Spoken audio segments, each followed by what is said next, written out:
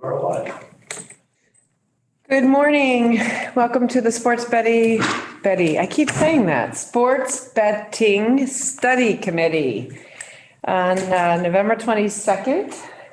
Thanks everyone for joining us. I'd like to call the meeting to order. Well, this is a rare committee meeting where we have no guests, and we are basically going to run through some of the remaining considerations, policy considerations, discussions around fantasy sports regulation, problem gambling, responsible gaming.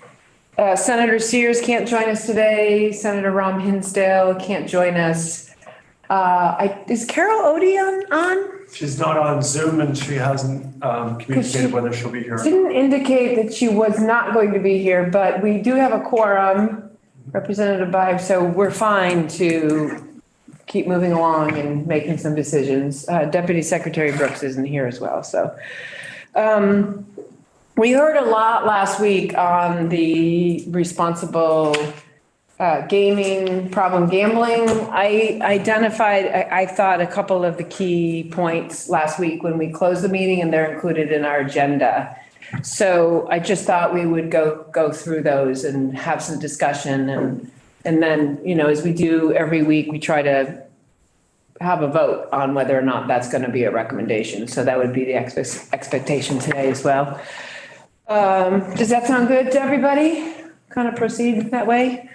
So the first thing we talked about is, and we've talked about this before when Chris Curtis had given us the information on the fantasy sports betting regulation. Should that serve as a floor? Does that contain the information that we think would be at the bare minimum? And should we kind of adopt what exists now in terms of regulations around fantasy sports for sports betting?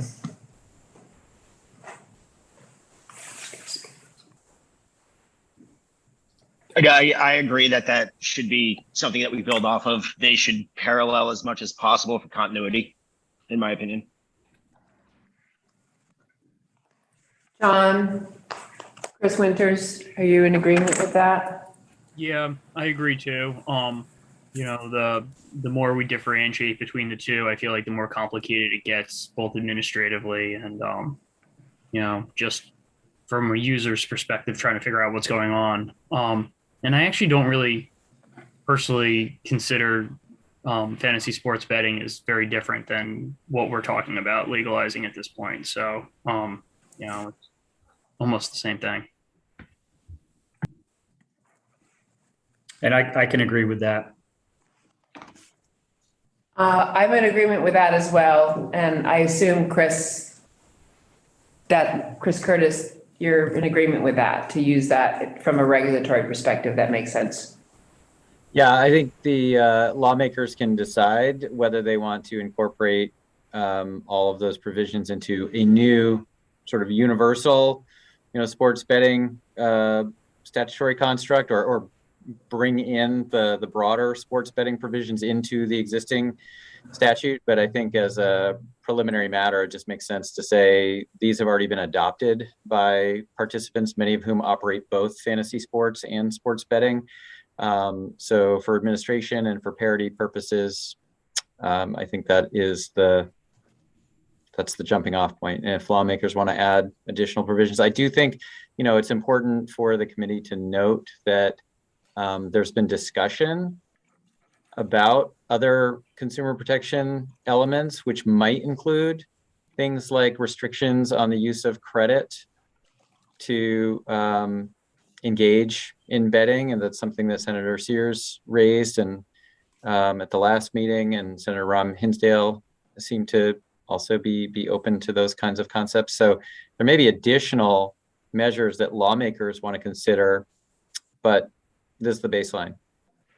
Absolutely. And actually, some of those we're going to talk about in this committee and discuss and maybe make recommendations on. So that would be an affirmative from all five of us that we would use fantasy sports regulation as a floor or a baseline for sports betting. The two other points to note in the report are, and you've mentioned this, Chris, if the committee is going to recommend or lawmakers are going to recommend other regulations related to sports betting, do they then want to update the regulations that exist for fantasy sports so that those are consistent and parallel? And the other note, which is part of a larger conversation, not necessarily for this committee at all, is, and Tucker pointed this out, right now, the way we've recommended is that the Department of Liquor and Lottery will be the regulatory agency for sports betting. And yet the AG's office is the regulatory agency for fantasy sports. Do we want to change that so that the regulatory body for fantasy sports is also the Department of Liquor and Lottery? That's just something that Tucker raised. And so I think I want to note both of those. Just to clarify, I mean, we don't regulate the industry. We receive the audits. Right. So that is a question about what agency should hold if there's going to be an audit requirement for sports betting generally.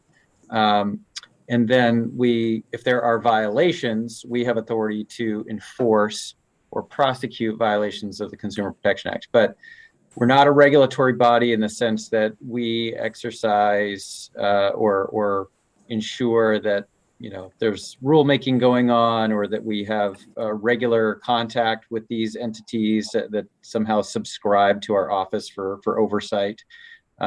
It's a very limited jurisdiction, both to receive copies of audits and then to receive any complaints about the conduct of the operators. But that's it. Okay, so just looking at the questions for committee discussion, one of the things we've talked about in the very beginning of our meetings was the age limit. And then when we sort of started to move through Tucker's presentation, we put some of those questions on hold until we had these larger conversations about problem gambling and responsible gaming. Do we have thoughts on an age limit and whether or not we wanted to recommend 18, which is what the Vermont Lottery is right now? Did we want to recommend 21? I know Carol had mentioned at some point something older than that. I know we talked about wanting to be consistent. And what is that consistency? If you're 18, you can vote, you can play lottery, you can go to war, but you can't bet on sports. I don't know. Like, I'm open for any kind of discussion or thoughts around that age limit.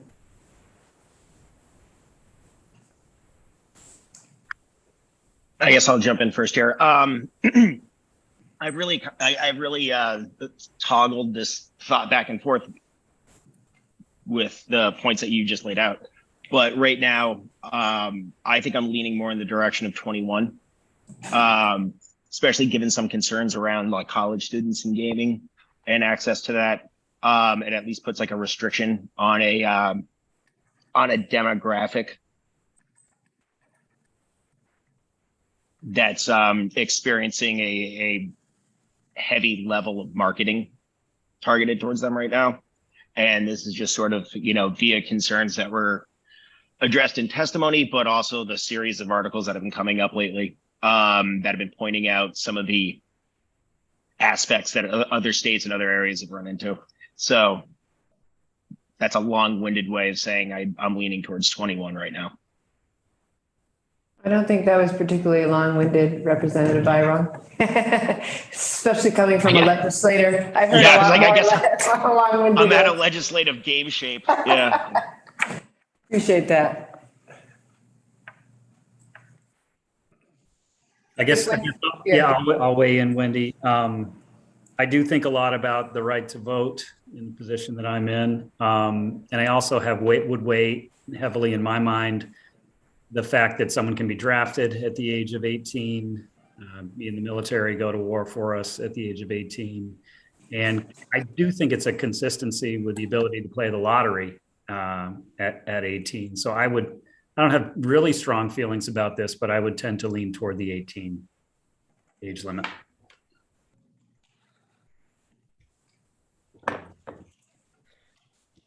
I feel like I don't have enough information or data to sort of, I mean, I don't know what the science says around this topic, or that the committee has received input from child psychologists or addiction experts. And that may be one that, maybe the recommendation is that given the time and where we are, that lawmakers should consider age based on other statutory requirements, whether it's voting, mindful that other health age restrictions are 21, right? We just moved tobacco from 18 to 21. Right. So it depends on the issue about where the age, the legal age to access is.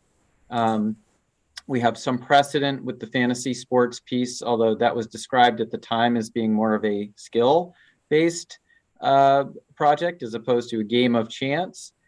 So maybe the recommendation is just that lawmakers should consider 18 or 21 with the various statutory frameworks in mind, and solicit testimony from Department of Health and other experts to ascertain what's the appropriate, bearing in mind parity and other things. But I feel like in terms of just making a decision, I don't feel like the task force has heard from enough experts. I'm sensitive to Representative Byron's, that there is some literature out there and some newspaper reporting on it. So there is that. But in terms of establishing any kind of a record, I'm not sure that we have that at this point. Yeah, I agree, Chris. I think that, look, we don't have to make recommendations at all, right? Like, we can decide what we feel comfortable with and confident about. We've had testimony on, and we've heard from people. I know that this has come up, obviously there's parity on, Chris Winters, as you're pointing out, 21 is for tobacco and alcohol. And there is, I think, emerging literature on the developmental, progression of young, adolescents, right? Like between 18 and 21. And I think that more information is coming out. Matt, you pointed out the article. So I am completely comfortable recommending that we not make a recommendation, and that we make that recommendation, as you've articulated, Chris, that, we recommend actually that the legislature, hear more about it and really dive into the literature and use what's existing in statute for other access. And I think that makes really a lot of sense. John, what are your thoughts on that? Does that make sense to you? Yeah, I'm kind of like Chris, where I don't really have strong feelings one way or the other. I am always a little skeptical of making age limits higher than, going to war or driving a car. I feel like those are two of the more dangerous things that people can do, to themselves and to others. But I completely agree with Chris, where I feel like I haven't seen, like, I could be convinced by statistics and studies either way. And I just haven't seen any, past just my own anecdotal experience, being a 20-year-old at one point, and playing fantasy sports or whatever, so I'm totally okay with deferring and not making a recommendation. Right. And you also mentioned, the ability to get a driver's license, right? Like, that's much younger in Vermont, and potentially, can be a lethal activity for sure. Okay. So does everyone else feel comfortable with articulating kind of these recommendations for the legislature to pick it up and study it a little bit more and take testimony? Yeah, and I think the question for Legislative Council as they're drafting is that the concerns of the task force might focus on whether or if there's a distinction between otherwise legal activities like driving or voting that are somehow distinct from certain kinds of health-related activities that might implicate young people in a different way. So things that lead to addictive outcomes or compulsion, where executive function really plays a role. Like if you've got your phone and you're 17, 18, 19, 20, you can be on that thing all the time. That's different than, driving your car for a specific task or voting once or twice a year. Those may lend themselves to certain kinds of addictions or bad health outcomes. So the question is there health delineation? We've observed that with tobacco and alcohol. And so that's the question I think lawmakers have to learn about and get more information about is there a risk of compulsive gambling tendencies that might be worse or exacerbated among younger users that would implicate executive function? And that's the question. We haven't heard enough about that. And that might be the way to sort of frame that so lawmakers know like why the task force came to that conclusion in our report. And it's just a question, is there a difference in those things? Exactly. Yeah. Okay, that makes great sense, Chris. We'll make sure Tucker articulates that. He can review this. He's going to be a little late, but he said he would review the recording. So the next piece is we really start to get in kind of responsible gaming. And so the one thing I had pointed out is that in the Senate Economic Development draft language last year, there was a responsible gaming fund. And when Tucker gets here, he can describe exactly the language, or if I can find it, I will read it. But basically, it recommended a responsible gaming fund that was funded with the tax revenue. So what was in there was 2.5%. You remember hearing from Brian at the National Council of Problem Gambling that they recommend a percentage, right? And so the committee had recommended had a 2.5%, and that would go for the the awareness of problem gambling, the treatment.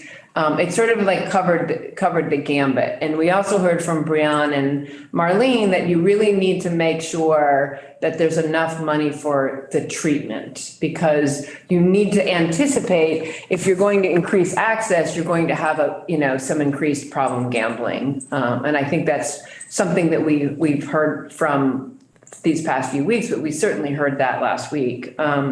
So I guess the question is, do we want to recommend as a way of addressing responsible gambling that we have that responsible gambling fund? And if we do, what do we want to be covered? What services do we want to be covered under that responsible gambling fund? The way that the committee had structured it, and I think this committee has identified, is that the health department or the Department of Mental Health will be the ones that are kind of the regulatory body overseeing that, not the Department of Liquor and Lottery. And the language calls for the responsible gaming fund to be managed by the Department of Health or the Department of Mental Health, which seems to intuitively make sense. Hi, Tucker. We're just talking about the Senate Economic Development language with the responsible gaming fund. And the question for the committee is this something that we would like to recommend to the legislature to include a responsible gaming special fund? And I have the language. I don't know if you have it, you can share, but I can certainly read what I have in front of me if that would help the committee members understand what at least Senate Economic Development had anticipated and envisioned. Would that be helpful? It seems like we have lots of time here.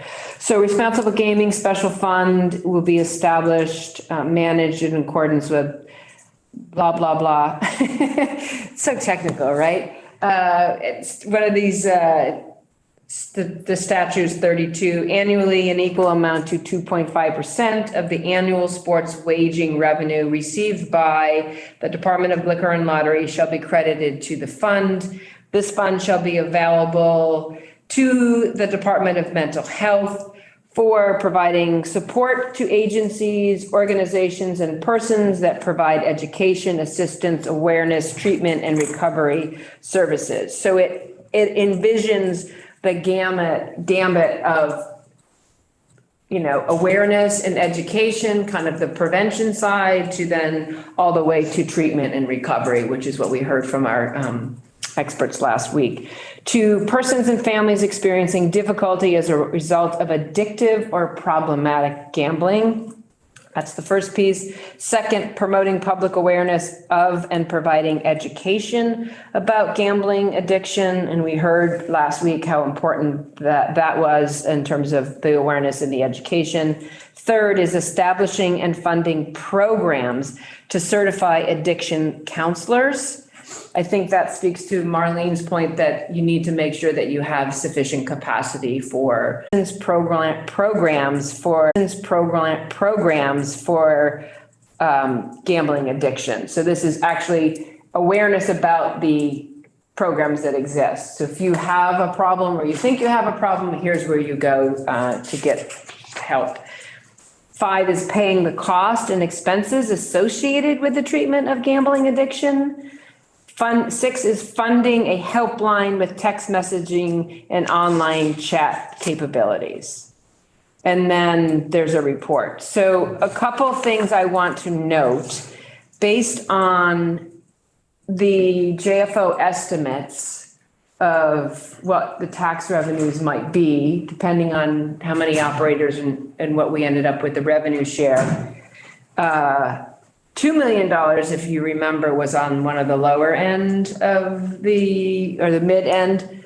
If I did my math correctly, 2.5% of $2 million is $50,000. Did I not do my math correctly? Did I? Because that's not a lot of money is what I'm trying to get at. So 2.5% sounds like a lot, but then you do the math. Even at 4.8 million, that's only $120,000. Like I can tell you right now, the grant that we have with the Howard Center is $125,000 a year. That in no way is covering for all the costs and expenses associated with the treatment of gambling addiction.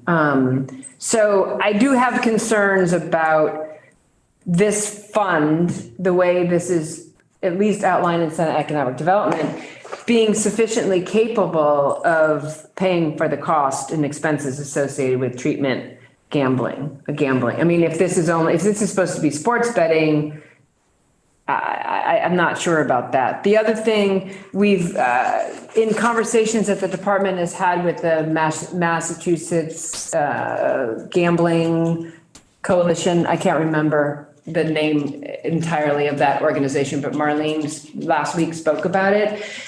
If you're thinking about a 1-800 number isn't really going to work for sports betting, right? Like the better thing to do if people are on their phones is that you have pop-up messages and text messaging. So I think we just want to be cognizant of the wording. Then when we talk about a helpline, it's not necessarily a 1-800 Gamblers Anonymous.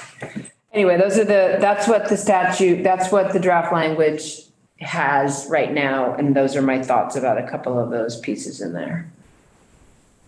And I have a question. So given the percentages and the sort of moving target potentially of actual revenues, especially revenues over time, because it takes a while, it sounds like, for the market to mature, are you putting out as a question to this group whether there should be a recommendation for a flat amount, at least at the outset, that would go to fund, so it puts the state out of the position of saying, oh, well, a certain percentage is going to be adequate to meet the need, as opposed to just saying, well, the state could double the Howard Center's, instead of 125, spend an extra 125 specific to gambling addiction. So it's a complement of 250 total for all sorts of, but it's sort of a flat amount that mirrors what's already in the budget. And then it So gets I- you out of having to, as revenues fluctuate, you're not left with, potentially 1 year is a little less and 1 year is a little more. But you could plan annually for a set amount of resources to go into. It could be more than 125. I don't know what the right number is, but that might be one way lawmakers could look at this, is to say, what's the actual amount annually we would need, and just set that as a flat appropriation. So to answer your question, Chris, it would not be my recommendation to have a flat amount. I think that tying it to the revenue makes sense. I think what we need to determine and be realistic about, and we don't necessarily have to make those determinations, but we have to recognize, based on the math, 2.5% might not be enough. Or the services that are identified to be covering, paying for those services under the responsible gaming fund might be too much. So the other thing to remember is that right now we have Vermont Lottery has its own, problem gambling, responsible gaming. We don't have sports betting. So now this is, I think, intended just to be for sports betting, but we should probably have them be combined, right? If we're adding another type of game of chance, sports betting, we really need to look at that as a whole. And so is this responsible gaming special fund going to be for all of the gaming? And I think that that's what this envisions. If so, it clearly to me doesn't feel like 2.5% is enough. So I see we have Tucker and Matt. Your hands are raised. So I agree with you that we should recommend that we bundle. So it's all, one cohesive thing. And I don't know what folks think about, raising the percentage or not, but doing a percentage with a no less than on a sum. Right. That we deem a viable floor. So if we exceed it, you're obviously experiencing greater volume, which is greater risk exposure to addiction. But we have a set floor of a baseline that we can adequately fund treatment, recovery, et cetera, et cetera. So you're suggesting a percentage based on tax revenue with a no less than whatever that flat amount is. Yeah. Yes, and we can, we'll figure that out. I would assume at the committee level, once we take testimony and we have a better gauge of what problem gambling levels are as I'm interested to find out what other states are experiencing as like a percentage of users who are looking to address a gaming issue via state help lines. You know what I'm saying? And then I think that's some way that we could really start to nail in the number. But what I'm recommending right now is a percentage, whatever that may be, with a no less than. Right. And the percentage and the no less than are to be determined by the committees of jurisdiction. We're just recommending the framework.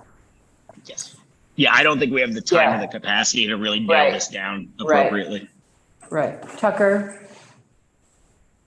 Hi. Representative Byron excellently laid out what I was going to comment on, which is that previous testimony was submitted to the Senate that the way to structure this is to have a fixed percentage rate, such as 2.5%, followed by a clause that states that it shall not be less than whatever the median necessary estimate is.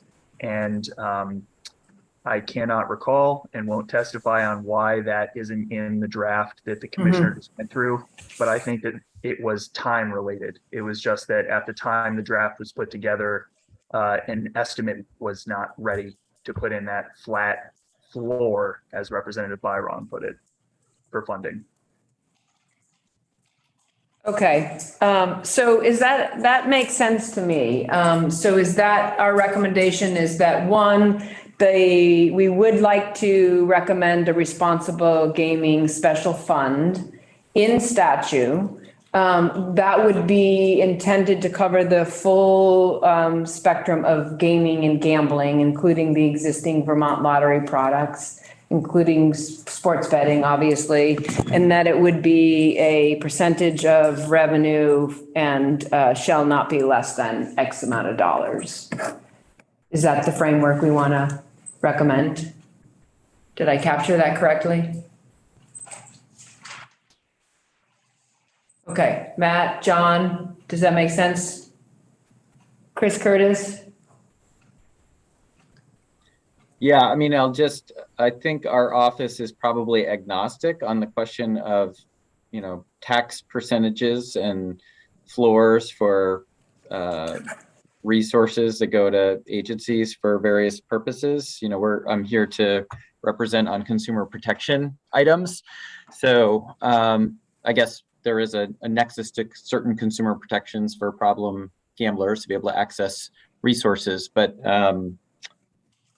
so I don't know, do you need a vote or as an abstention? So if you abstain, we don't have a quorum. So As to that recommendation, I think it's broad enough that I'm happy to join in the recommendation for that kind of a framework. For that framework, For we're not lawmakers to attaching, consider.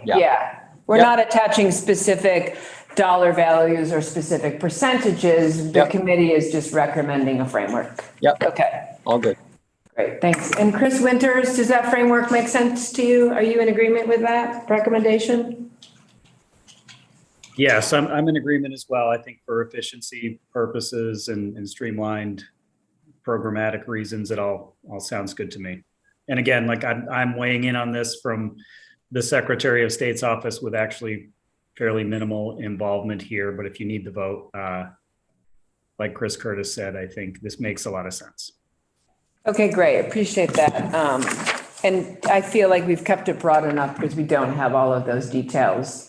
We can have the committees look at that in more detail. So the other issue is we've been talking about various pieces of problem gambling and responsible gaming. And aside from, well, I guess the question is, what are we, and we've also decided we want to have, in statute, we want to have that limited, right? We've decided we want to have most of this done via rulemaking. And so the question becomes then, what related to problem gambling are we interested in seeing in statute? We just identified the responsible gaming special fund that we would recommend be in statute. Is there anything else related to problem gambling? And maybe Tucker, I can ask you to jump in to talk about some of the other pieces that exist already in that draft language, or are there other states that have pieces of problem gambling in statute versus rulemaking? I'm just trying to get a sense from the committee based on where we are. Is there anything else we would want to put in statute, or are we going to leave that up to the rulemaking?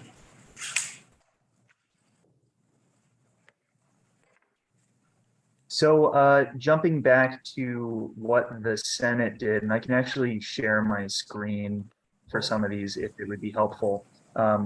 The Senate's plan was fairly comprehensive, and it adopted most of the recommendations that were submitted by the National Council on Problem Gambling. So the first recommendation that came from the NCPG that was put in statute in the Senate's proposal was that each operator in this system had to develop a responsible gaming plan. This is not something that's universal in the sports betting states, but I would say in those states that require a responsible gaming plan from their gaming licensees, that is in statute, not in rule.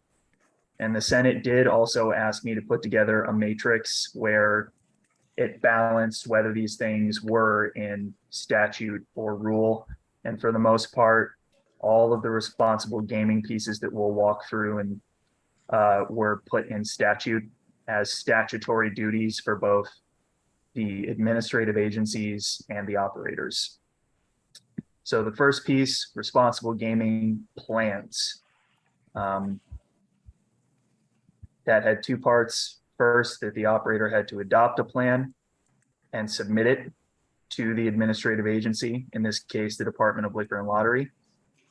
And second, that on an annual basis, both the Department of Liquor and Lottery and the Department of Mental Health, in consultation, would submit a report to the General Assembly on the impact of sports wagering on problem gambling in Vermont. And that included the socioeconomic and demographic studies that were discussed the last time the committee met.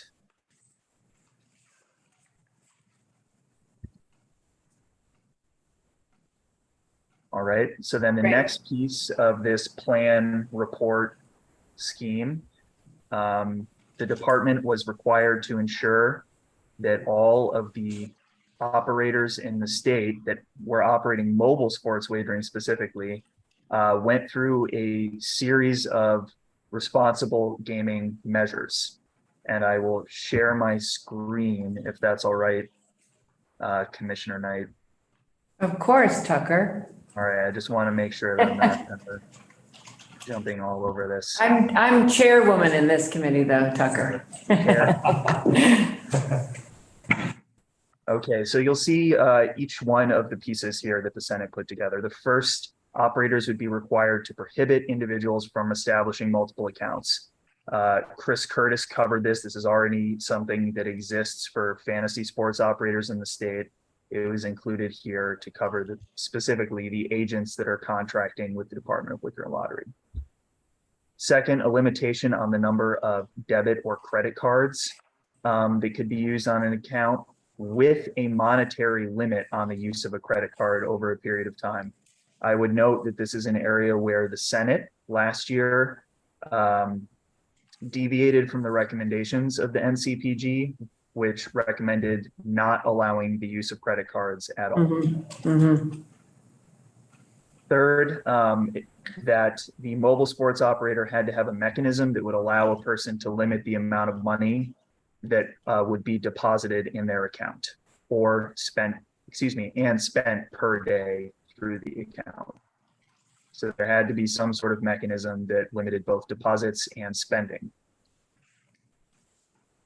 The fourth piece is something you've seen before, and that is in every single statutory scheme for sports wagering in every state that has it, and that's voluntary self-exclusion processes.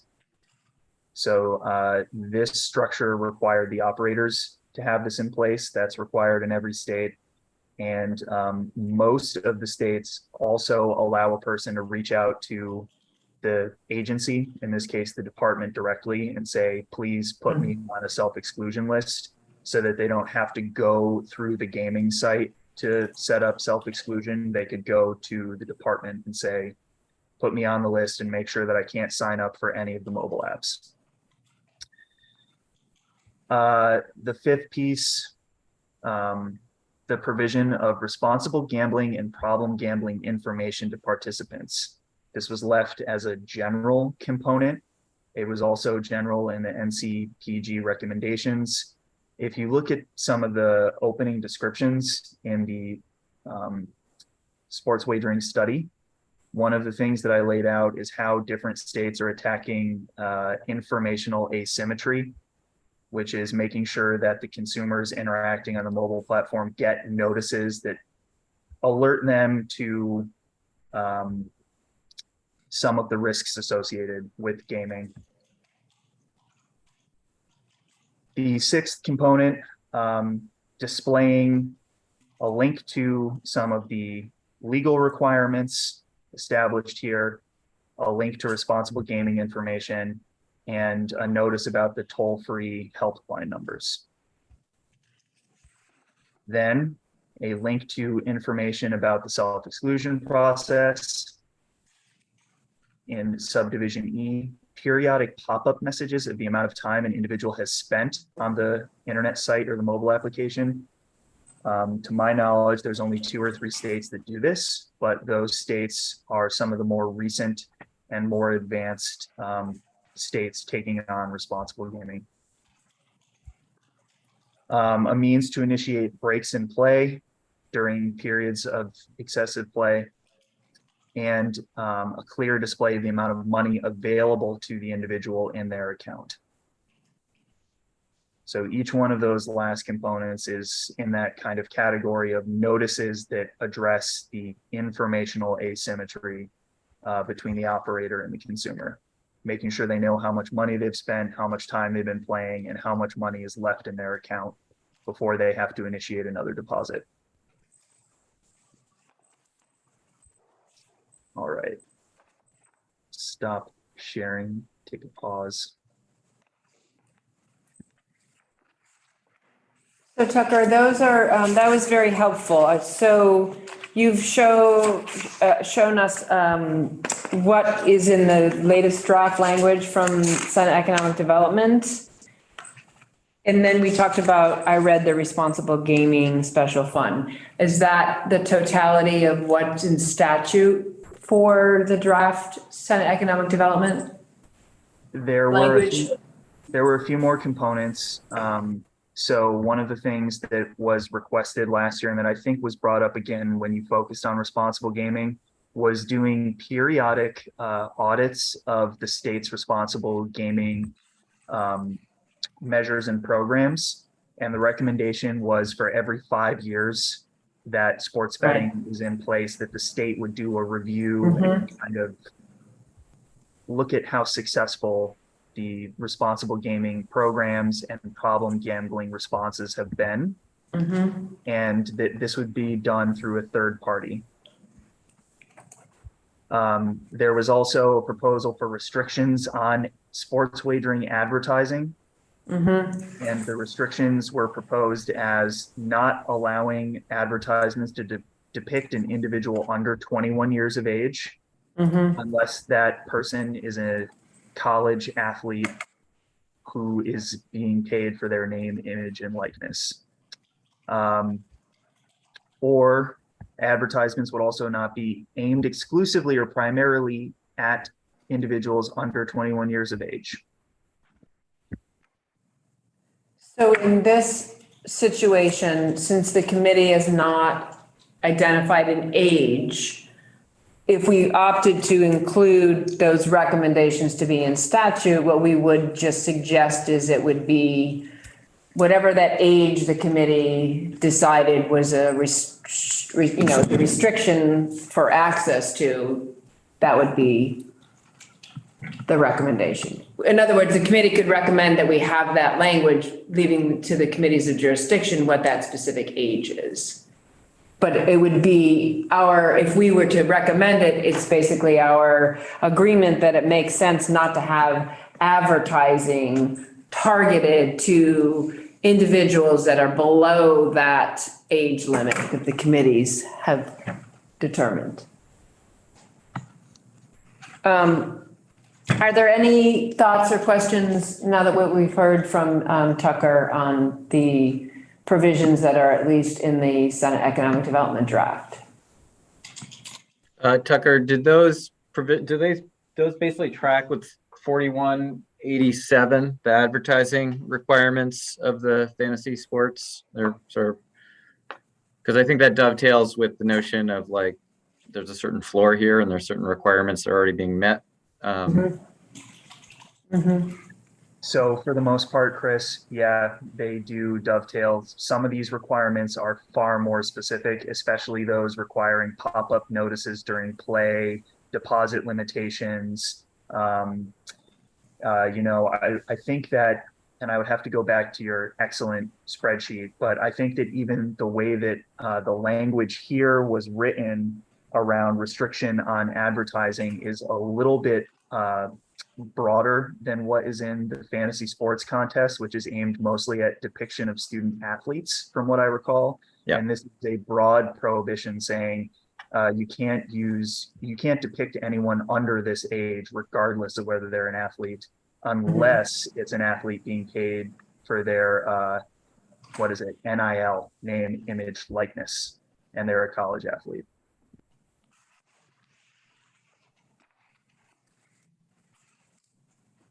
Any other questions or thoughts on what Tucker has relayed that's in the draft language? Are we prone to recommend that this language as envisioned by Senate Economic Development be in statute? Is that our recommendation, that would be in statute?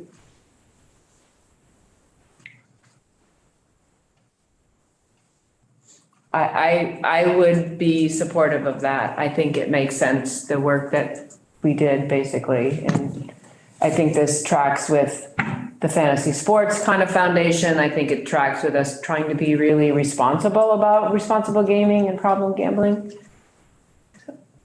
Matt, you said yes. Yeah, I agree. Chris Winters, I see you shaking your head yes, in agreement. John, does that sit with you well? Okay. And Chris Curtis, I know you're.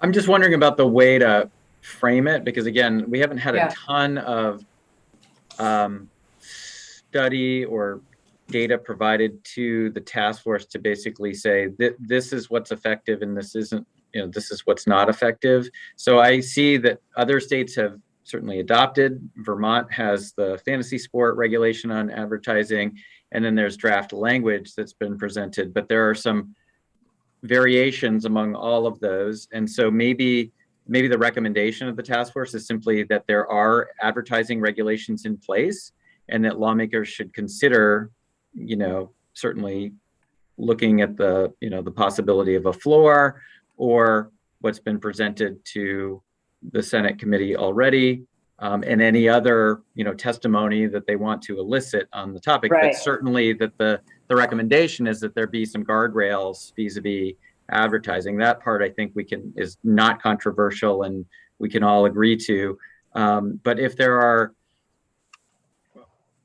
wrinkles or if there's information that we don't currently have vis-a-vis what constitutes youth advertising and what isn't, I just don't know. I feel like I don't have quite all of I don't think we've done a deep dive as a task force to sort of gather a whole lot of information there. So I think if there's a way to telegraph that the spirit is there and here's some models And maybe again, it's sort of like that floor, like here's a baseline, here's the fantasy sports regulations regarding advertising. Here are a couple provisions that existed in the draft Senate Economic Development language that the committee is recommending, these is sort of a baseline, and that upon further testimony and work at the committees of jurisdiction, then they might be building upon that. Something along those lines? Yep. Yeah.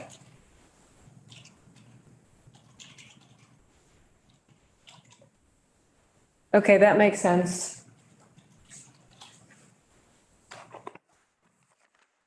We also have credit card use and extension of credit. So the one thing I will note about the language in the Senate Economic Development that Tucker, you shared with us is that, and you mentioned that the committee deviated from the guidance, the recommendations of the National Council on Problem Gambling, is the use of credit card. I would suggest that we strike that. I don't think that, I actually suggested in testimony in Senate Economic Development that we not allow credit card use. We don't allow credit card use in the Vermont lottery. I think based on what the testimony that we've heard on problem gambling and responsible gaming and all of the information that I have received, I think it would be really prudent of us to not allow credit cards. And I think that sort of one bank account, right? One user, one bank account that's the floor of fantasy sports. I think it's a real good protection for us not to use credit cards. So anyone have thoughts about whether or not we recommend not using credit cards? I do recall that Senator Sorokin said, well, right now you're not allowing credit cards, but at some point we don't want to, we don't want to necessarily restrict the evolution of the industry. And I think that's why the credit card was inserted, but I'd like other people's thoughts on whether or not, one, the extension of credit, and then the other thing is the use of a debit card. Or is that already precluded because we've established that the baseline regulations require one user account with one bank account? I think that the bank account correlation would include a debit card. I mean, that's your direct link to your bank account on many occasions. I mean, you can't surpass your account sum with a debit card. So I think Right. debit is fine. I'm definitely opposed to credit card access or the extension of credit.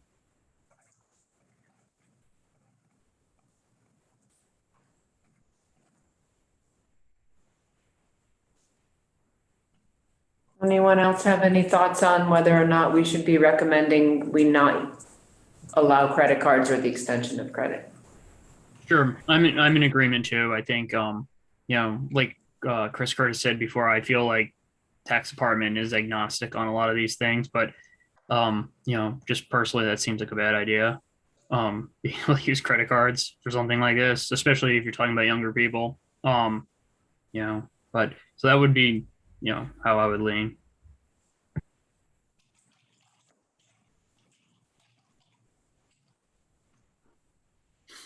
I would have similar concerns. And again, that's me personally. Maybe this is yet another one of those areas. I don't know whether we recommend as a committee against credit cards or we just identify it as a significant decision point and express concern about problem gambling and use of credit cards.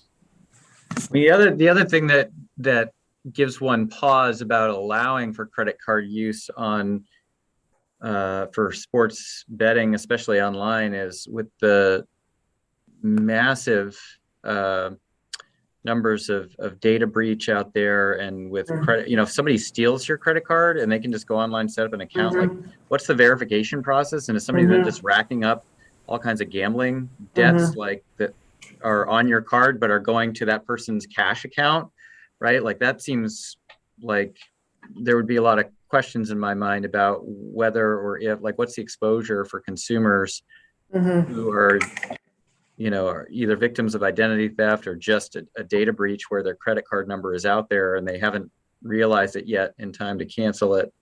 But especially with this virtual, I don't know that there's a signature match, in these online processes. Pretty much put in the number and the date and make a purchase online. It seems to me there's very little checking. It's not like at the store when somebody can actually look at the signature and make a comparison or somehow try to verify that you're the actual card holder. So there may be other aspects to credit card use that are potentially problematic, especially with an online transaction like this. Yeah, and I will share, and I think I've said this publicly as well, the Department of Liquor and Lottery identified an illegal gambling enterprise in the state.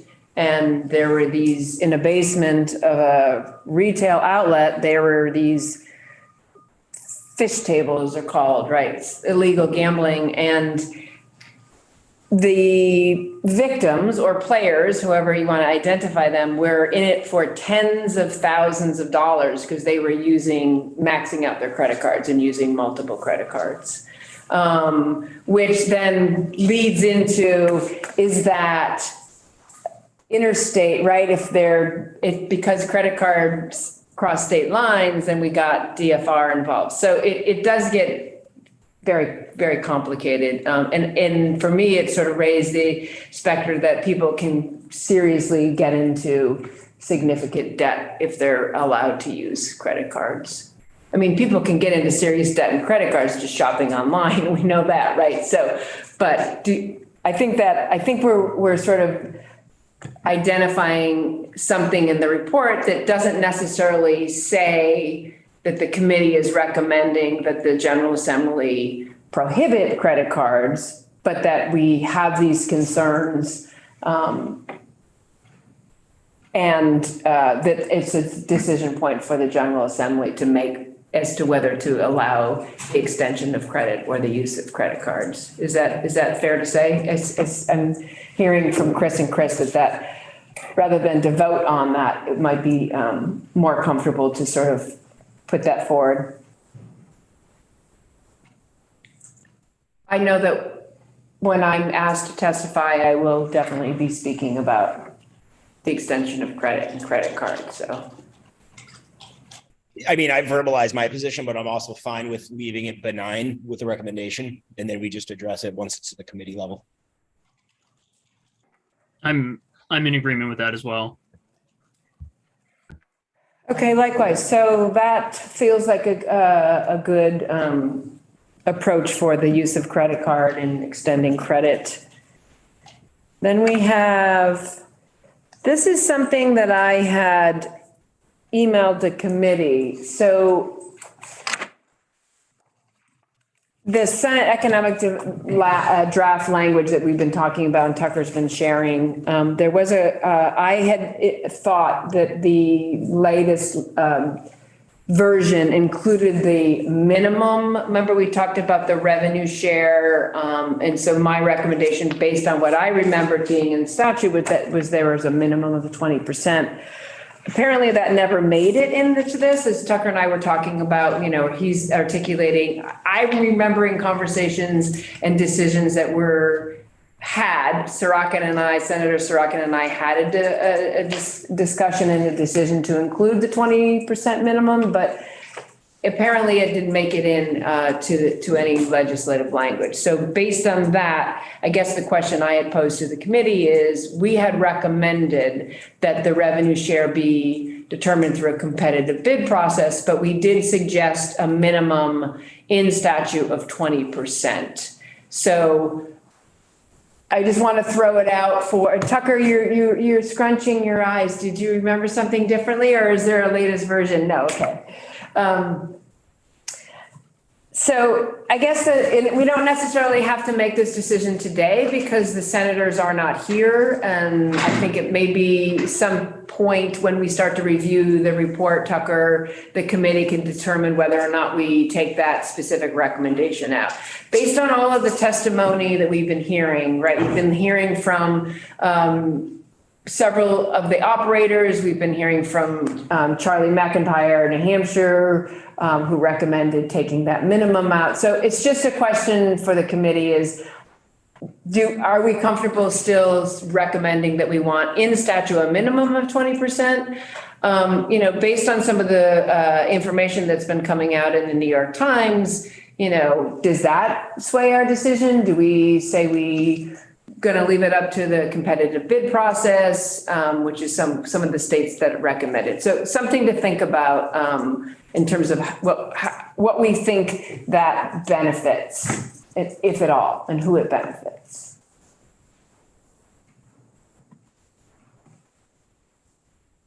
So Matt, any thoughts on that? I mean, I really, you and I keep both referencing that series of articles. I mean, just reading with the lack of studies and data, right? I mean, we're dealing with a nationwide gaming movement that's so young that I don't think there's really been a lot of opportunity for hard data to develop yet. So, and I'm kind of just thinking out loud right now. So it's like, what do we have for tangible information right now? And it's really just these articles that are, well written with a good amount of references built into their content. So with that, I mean, I think where I was landing on a tax model might be shifting now as a result of some of the information that's being displayed in these articles. So right now, I kind of went from like a more like established 20% as we were talking about to like almost like I don't know what to do with this right now. Mm-hmm. I hate to say that this late in the game, but it's just digesting that information over the last several days has really clouded.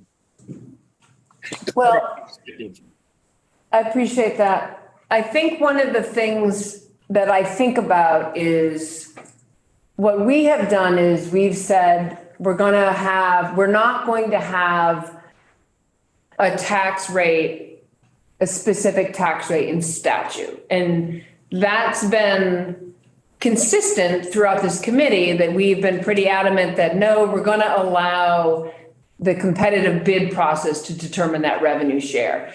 We want to maximize revenue, but we also want to bring in the illicit market and we want these consumer protections. So there were other drivers. I think that we've also done a good job of resisting the calls to put a tax rate in statute, which is what, when I read that one New York Times article that talks about in other states, there have been pressures to lower the tax rate, which is why they're finding out in the investigative studies that actually they're not making as much money. You know, Kansas said $350 million in bets, and yet they only brought in $270,000 in revenue. That's something we want to avoid, right? Like, we have the benefit of having, you know, we're one of the last states, so we can learn lessons, whether it's having testimony from the specific states, having testimony from the operators, or reading the investigative journalist pieces. So I feel like what we've recommended right now, like, we're paying attention and really wanting to honor what we've identified as priorities. And at this point, all we've really done is said we want to have it done through a competitive bid process. That's the recommendation, with a minimum of 20%.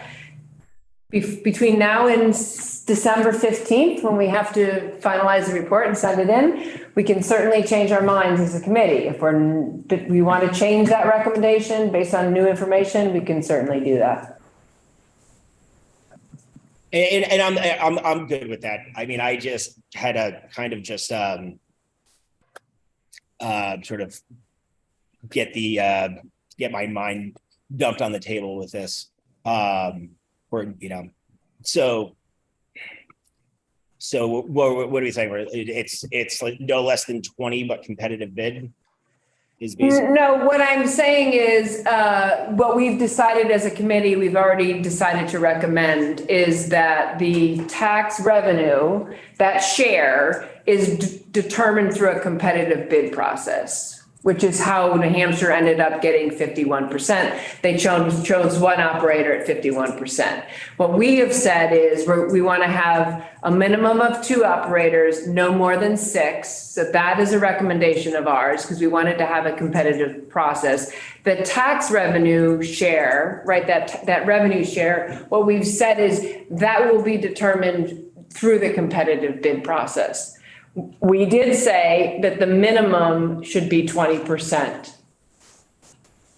So those are the 3 components of that we've decided already. So if we want to revisit that, we can leave the 20% minimum. We can say we don't want it to be a competitive bid process. We can certainly go back. Those are just the 3 components that we've recommended as a committee. You know what, I'm going to retract my trepidation and just allow us to move forward with that component. The reason why I brought this up again is because I had articulated to the committee that the minimum of 20% was included in the Senate economic draft language. It was not. It was something that Senator Sorokin and I had agreed to. So I wanted to make that transparent and be clear that if you were all agreeing to include a 20% minimum in statute because I said it was in the draft language, that was erroneous, and I was clarifying that.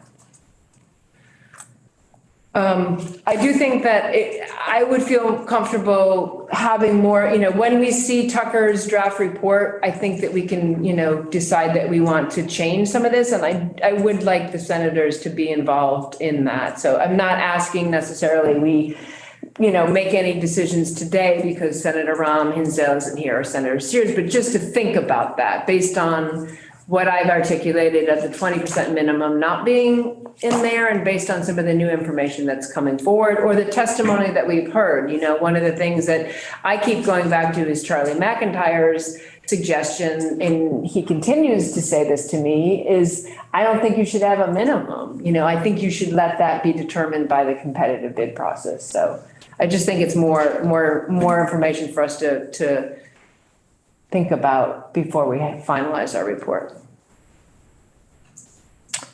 Any other thoughts on that? I think the other thing I have on this committee discussion point is that, and again, I don't think we've had enough information or conversation, but the question is, are we as a committee going to recommend where the tax revenue is directed?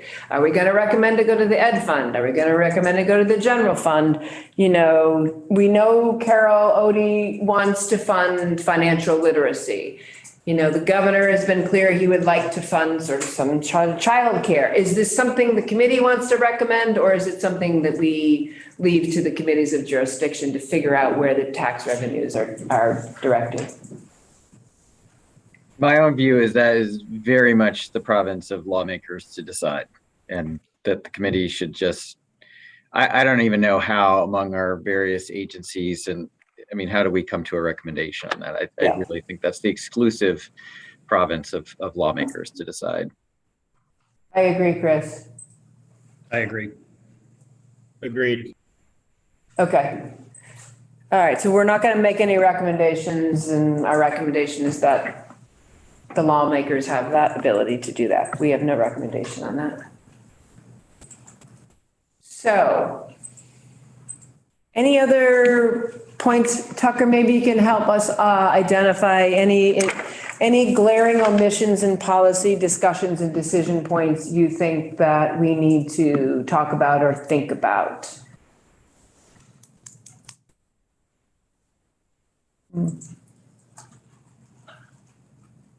Sorry, I paused to pull up my list of the decisions that have been made. I believe that in general, you have hit all of the major headline decisions. So I have noted that the committee has made decisions as to product. So that's mobile versus retail.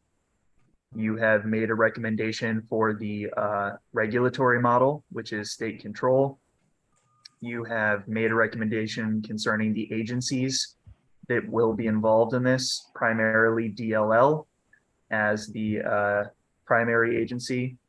You have made a recommendation for a responsive regulatory model, which is to delegate authority to DLL and kind of maximize the regulatory levers, as the term has come up in this particular industry. And I'm just now realizing that that is probably because of the history of slot machines that the University of Nevada in Las Vegas calls these regulatory levers. You've made a recommendation for a competitive bidding process. You've made a recommendation that a revenue share be part of that, and most recently to not make a recommendation on what that revenue share should be. And today you have also made recommendations for minimum responsible gaming measures, which was the last blank portion that I had in my notes and in the draft report. Excellent. So if there's anything else the committee would like to discuss or questions raised, we definitely have time. Tucker? The one thing that I had in my endless notes from these committee meetings that had gone unanswered is that Senator Sears very early on asked whether the committee would make recommendations as to the type of wagering that would be allowed in the state. And he came back to that a couple times. So in his absence, I wanted to make sure that I at least raised that in my notes. I had a question from a member, which was, should things like motor vehicle racing, so NASCAR events, horse racing was something that Senator Sears came to a few times. And one of the notes that I brought up in the beginning, setting aside the subject, like what type of sports can be wagered on, there's also a consumer protection angle that some states have taken with what types of wagers could be placed, which is something the committee discussed a lot in the first two meetings and hasn't come back to yet. And the discussion was around, the type of in-play wagers, whether that is something that DLL was going to adopt through rule. Would there be like a procedure for DLL to approve or disapprove of certain types of bets before they hit the market? Or was the statute going to define wager in a way that would exclude certain types of bets?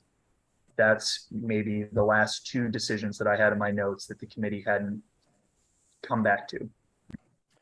Okay, yes, thank you for raising that. So we did talk about the types of wagering. I know we talked about collegiate sports, and whether or not we were going to recommend prohibiting in-state collegiate sports, but when it got to tournament play, I do remember a lot of, again, what I heard from Charlie is and others, be careful about prohibiting certain, we needed to be careful about that. Certainly, what I heard from Charlie is, remember he was talking about the idea that there was it was a major league that they were identifying as something that was going on with a player and they were able to exclude that game. He was able to do that in New Hampshire because that was something that the statute gave him, right? They gave the department that regulatory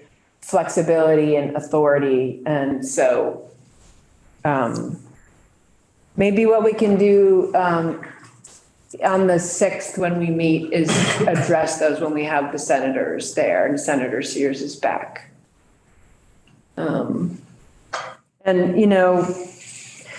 I think we've done really great work. I really appreciate all of you, really participating and being here.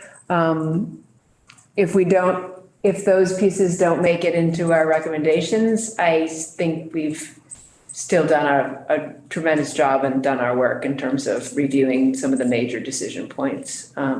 But let's aim to discuss that and talk about it and potentially vote on that on the December 6th. Does that make sense?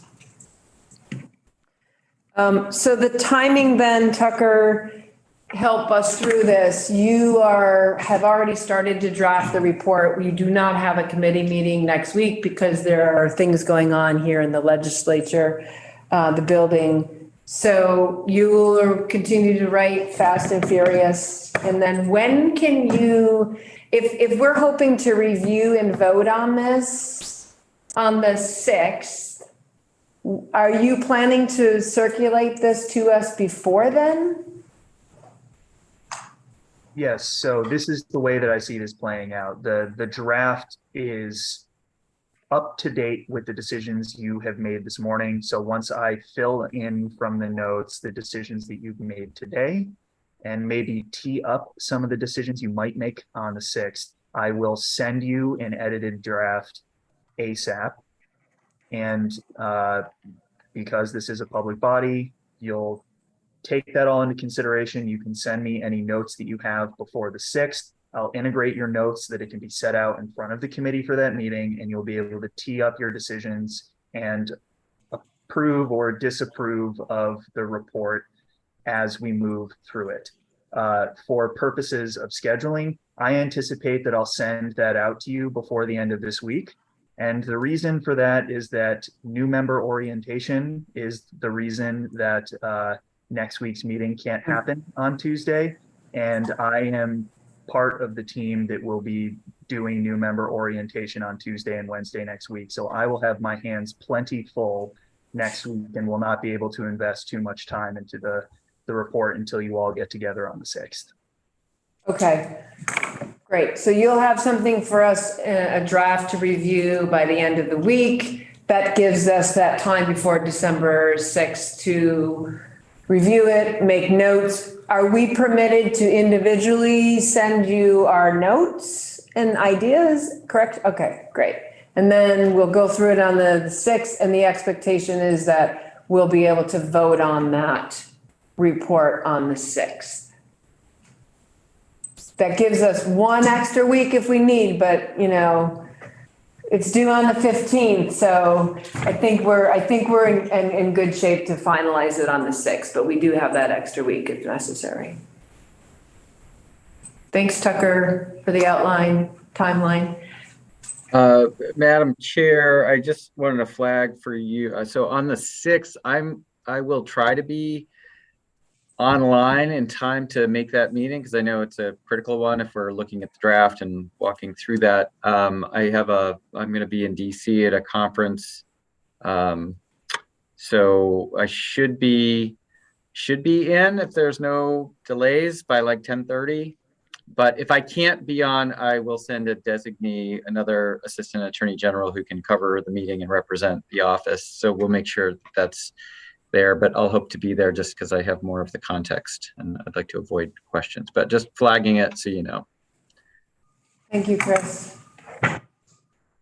Any other thoughts about scheduling or any other closing thoughts or questions or remarks? Excellent. Well, I really appreciate your time. It's been, well, we're not ending yet, but I just want to thank you all. In the spirit of Thanksgiving, I am so grateful that you are my comrades in this effort, and you've really put in the time and effort and the thought, and I'm very grateful to all of you.